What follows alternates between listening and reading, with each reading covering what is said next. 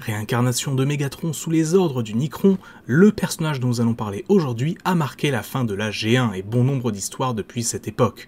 Il est instable, violent et voyage aussi dans le temps.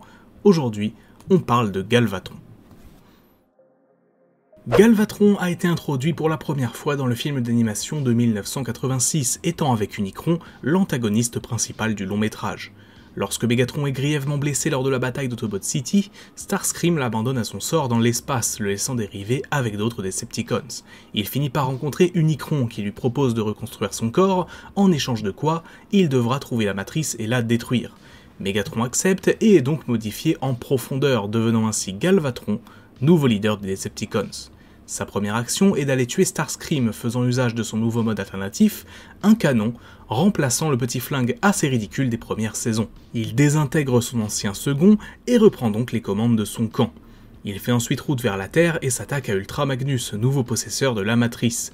Après une bataille dans l'espace et le crash des Autobots sur la planète des Junkions, Galvatron retrouve leurs traces et finit par s'emparer de l'artefact. Mais plutôt que de le détruire, il envisage de l'utiliser afin de se libérer du joug du Nikron, qui est capable de le torturer à distance s'il ne fait pas ce qu'il souhaite.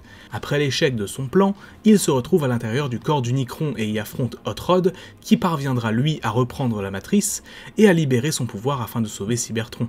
Hot Rod, enfin plutôt Rodimus Prime maintenant, éjecte ensuite Galvatron dans l'espace. Au début de la troisième saison, on retrouve le leader des Decepticons après qu'il se soit écrasé sur la planète Thrull, ou Trull, je sais pas vraiment comment ça se prononce, à l'intérieur donc d'un bain de plasma qui le rendra plus fort mais également plus instable à cause de dégâts causés à son module cérébral. À partir de ce moment, Galvatron deviendra un leader imprévisible et violent, capable de s'en prendre à ses propres soldats si l'envie lui en prend, et représentant donc une menace pour les Autobots et ses propres Decepticons qui le suivent dans la peur. Sa folie est telle que Cyclonus essaiera même de le faire soigner, malheureusement sans succès. Galvatron connaîtra deux fins différentes dans la continuité G1. Tout d'abord, une fin dans la continuité américaine, où il est vaincu dans le dernier arc de la série, The Rebirth, qui le voit exilé de Cybertron, et ensuite, sa deuxième conclusion intervient dans la continuité japonaise de la G1, et plus précisément dans la série Endmasters, où il met au point le plan le plus bizarre de l'histoire de Transformers, fusionné avec la Terre pour devenir un être semblable à Unicron. Évidemment, il échoue et est enseveli sous la glace par les Endmasters, ce qui marque donc sa fin dans cette continuité. Enfin, presque. En effet, on apprendra quelques années plus tard, via les histoires Battlestars, publiées dans un magazine japonais, que Galvatron fut ressuscité par la mystérieuse entité connue sous le nom de Dark Nova, le faisant donc sortir de la glace sous une nouvelle apparence et adoptant une nouvelle identité, ni Mégatron ni Galvatron, mais Super Mégatron, forme ultime du personnage, se transformant en char et en avion. Dans les comics Marvel G1, Galvatron est un personnage majeur et probablement le personnage le plus emblématique de cette continuité. Apparaissant ici avec des couleurs assez différentes de celles que l'on connaît dans la série, basé sur le premier concept art du personnage, c'est un voyageur temporel ayant voyagé depuis le futur de l'an 2006 dans les années 80, le présent de l'époque. Il va essayer d'altérer l'histoire et de faire en sorte de gagner la guerre dans le futur en influant sur le passé. Ici, sa folie vient en grande partie des trop nombreux voyages temporels qu'il effectue qui ont fini par avoir un effet négatif sur lui. S'opposant très souvent à Ultra Magnus, qui est son principal rival entre guillemets dans ses comics, il est un antagoniste majeur pendant des dizaines de numéros, s'alliant même avec un clone de Mégatron face aux Wakers. Logique de comics, ne cherchez pas. Mais cette alliance, avec ce qui est du coup en quelque sorte son lui du passé, le fit devenir encore plus fou, ses souvenirs se mélangeant, sa folie prenant des proportions terribles, et sa force augmentant proportionnellement. Ni les Wakers, ni même Optimus Prime, pourtant dans sa forme Power Master, ne parvinrent à l'arrêter. Il fut finalement stoppé lorsqu'une faille spatio-temporelle apparut dans le ciel et qu'il jugea bon de se diriger vers elle afin de l'affronter, pour peu qu'on puisse affronter une faille spatio-temporelle. Dans un ultime excès de folie, Galvatron est donc aspiré puis annihilé totalement, étant décomposé et entraîné à travers les dimensions, ce qui marque donc la fin de cette version du personnage. Enfin, pas vraiment. En effet, Galvatron était un méchant tellement populaire et apprécié par les auteurs comme les lecteurs qu'une deuxième version du personnage fit son apparition, étant lui aussi un voyageur temporel. Ici, on retrouve un peu l'essence de la version originale du personnage dans le film de 1986, ce Galvatron étant appelé de façon générale Galvatron 2. étant donc sous le contrôle d'Unicron, qui l'envoie dans le passé après qu'il ait réussi à consumer Cybertron dans une autre timeline.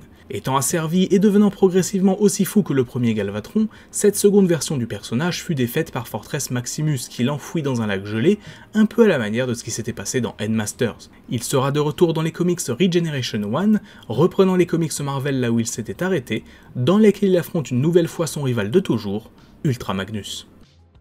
Tout comme Megatron, Galvatron aura droit à une nouvelle version dans la Beastera, différente de l'original. Ici, il n'a donc rien à voir avec la version G1 du perso et apparaît dans les séries japonaises Beast Wars 2 et Beast Wars Neo. Il est le leader des Predacons dans un avenir lointain et attaque la Terre dans le but de s'emparer de l'énergie d'Unicron présente sur cette dernière. En effet, cherchant à devenir l'être le plus puissant de l'univers, il a pour objectif d'accumuler toutes sortes de pouvoirs et d'énergie. Cela aura pour conséquence de le rendre, tout comme dans la G1, instable et imprévisible, même pour ses propres troupes. Étant à la tête de l'armée des Predacons, il est secondé par son jeune frère Megastorm, ressemblant beaucoup à Megatron, qui passe son temps à comploter derrière son dos afin de prendre sa place. Bien que conscient de cela, Galvatron le laisse à sa place de second, faisant passer son sens de l'honneur et de la famille avant le reste. Dans Robots in Disguise puis dans la trilogie d'Unicron, Galvatron aura droit à un traitement assez différent de ce à quoi on était habitué dans la première génération. En effet, comme vous l'avez sans doute constaté précédemment, Galvatron a beau être une amélioration / réincarnation de Megatron, il devient un personnage assez différent, beaucoup plus puissant et instable que le premier leader des Decepticons. Or, à partir de R.I.D. et ce jusqu'à Transformers Cybertron, Galvatron n'est rien de plus qu'une nouvelle identité que Megatron adopte lorsqu'il subit un changement de couleur ou qu'il reçoit une petite amélioration. Dans Robots in Disguise, Galvatron n'est qu'un nouveau skin de Megatron en quelque sorte. Dans Armada, il est exposé tout comme les autres Transformers à des radiations, changeant donc sa couleur, mais il est le seul à aussi changer de nom par la même occasion. Sa personnalité ne change pas, juste son nom. De même, dans Energon, il adopte le nom Galvatron après avoir plongé dans un puits de Super Energon qui le rend plus puissant, et enfin dans Transformers Cybertron, c'est en absorbant l'énergie de la cyberclé de la planète Gigantion que les leaders des Decepticons changent encore une fois de couleur et d'identité. Dans ces 4 séries, on aurait aisément pu avoir Megatron de bout en bout et le nom Galvatron n'est utilisé que pour le fanservice. Ainsi, parler de Galvatron, ça serait reparler de Megatron, ni plus ni moins, car le changement d'identité, contrairement à la G1, n'apporte rien et ne fait pas de lui un personnage vraiment différent. Les comics IDW ont réglé ce souci en faisant de Galvatron un personnage totalement différent, totalement à part de Megatron, une première qui en appellera d'autres. Ici, Galvatron est un ancien gladiateur, frère d'Arcy, ayant vécu avant l'arrivée des Primes sur Cybertron. Après la chute de ces derniers, il deviendra le premier Cybertronien ordinaire à tuer un Prime, en l'occurrence Nexus Prime. Durant l'âge d'or de Cybertron, il participe avec Nova Prime à l'expansion de l'Empire cybertronien avant qu'eux deux ainsi que leur vaisseau se retrouvent prisonniers de l'univers parallèle connu sous le nom de Dead Universe. Après avoir été pendant longtemps sous le contrôle de Devoid, l'entité contrôlant le Dead Universe, Galvatron finit par se libérer et apprenant que Megatron avait abandonné la cause des Decepticons, il décida de reprendre cette place de leader et de mener une nouvelle campagne de conquête vers la Terre. Une fois sur la planète, il forgea une alliance avec des humains contre les Autobots, alliance qu'il ne comptait pas faire tenir bien longtemps, voulant secrètement conquérir la planète. Après être quasiment parvenu à son but, il affronta Arcee, Soundwave et Optimus qui parviennent à le vaincre. Étant bien conscient que Galvatron, contrairement à Megatron, ne pouvait pas avoir de rédemption, en plus d'avoir fait passer sa propre personne avant la cause des Decepticons, Optimus l'exécuta et amena sa tête aux humains avec qui il s'était allié quelque temps auparavant. Alors oui, ça fait très Bayverse tout ça, je dois bien l'admettre.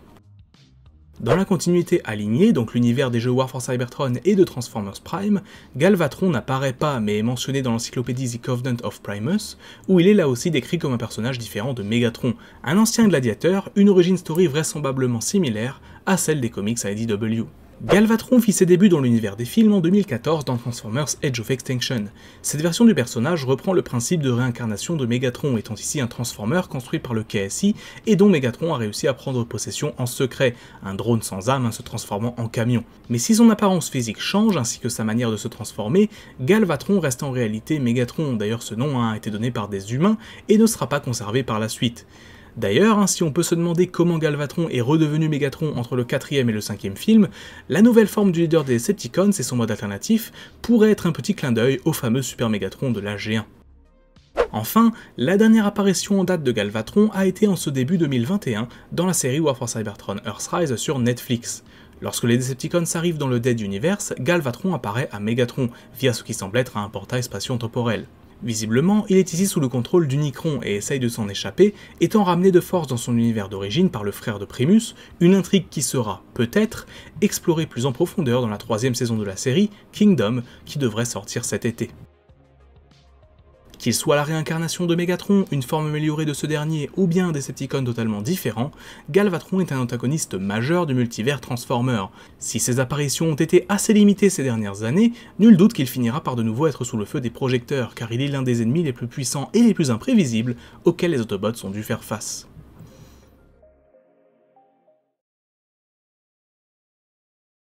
Merci à vous d'avoir regardé cette vidéo, n'hésitez pas à l'aimer si elle vous a plu, et laissez un petit commentaire pour me donner votre avis. Si vous n'êtes pas encore abonné, n'hésitez pas à le faire pour pouvoir suivre toutes les nouvelles sorties, c'est gratuit et ça aide beaucoup. Enfin, si vous souhaitez aider à l'amélioration de la chaîne en me soutenant financièrement, vous trouverez dans la description les liens vers mon compte Tipeee et ma boutique Teespring, où vous pouvez me demander un focus sur le personnage de votre choix, voir les vidéos en avance et acheter des t-shirts en rapport avec la chaîne. Sur ce, on se dit à très bientôt pour une nouvelle vidéo, c'était Magnus, ciao.